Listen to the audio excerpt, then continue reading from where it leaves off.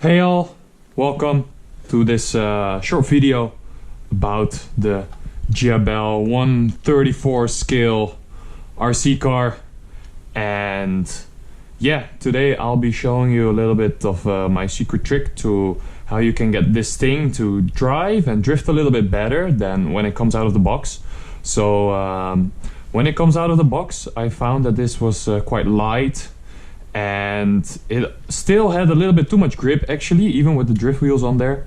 So I found a very simple solution to this, which was basically getting two lug nuts, or just basically two weights, and put them on the car like this. Now you can get any weights, and the fun thing about this, especially with the little blue tag that's on there, is that you can kind of play around with the weight distribution on there. So maybe if you have a little bit less grippy floor, then you can remove one. Maybe if you have a little bit more grippy floor or wheels, then you can add one. Move them a little bit to the front, move them a little bit to the back. And yeah, I found that this really helps for drifting aids and drifting around the room.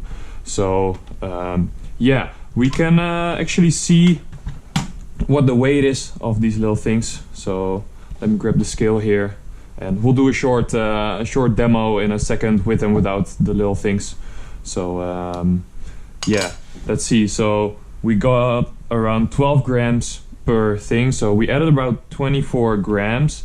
It does add a little bit of weight, so you do get a little bit more pressure on the motor on there, but so the runtime will be a little bit less than maybe what you're used to, but at least well, you're gonna have a lot more fun drifting this little thing. So let's get this thing turned on. Let's turn this one on, and let's see how it goes. So we got set up a little track right here. So yeah, let's see how this thing performs with the extra weight on the front. It'll be a little bit nose heavy now, but I kind of like that because the back will break out better around the corners. So yeah, this is I like this a lot better. As you can see, it drives pretty slow actually, and you can see that with kind of little input we can get the back to break out already, and really swing it around these pretty tight corners basically. So, wow, look at that. Pretty nice. So, let's get this thing off the floor and remove these two weights on the front. And you'll see in a second what the difference is gonna be with using no weights on this thing. So it'll be a lot faster right now, and the drifting is more linear, but as you can see, I have to put a lot more power into the initial drift to kind of even let it break out and let it actually drift. So it's need to get used to it a little bit,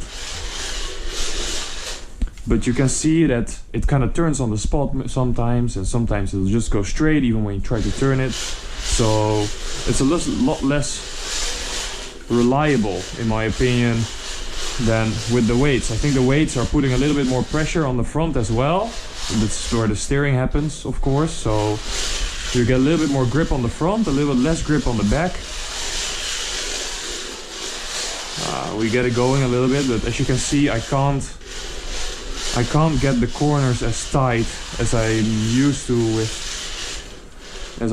with the weights in the front. So yeah, I hope you like this little tip. Let me know if you try it. Let me know what your findings are. Maybe it works for you, maybe it doesn't. Play around with the weights, put the one in the front, put one in the back, put two in the front, put two in the back, switch it around, see what works for you. It took me a little bit of experimenting and testing to get this right, but yeah, I'm really wondering what your experience with this is gonna be. So,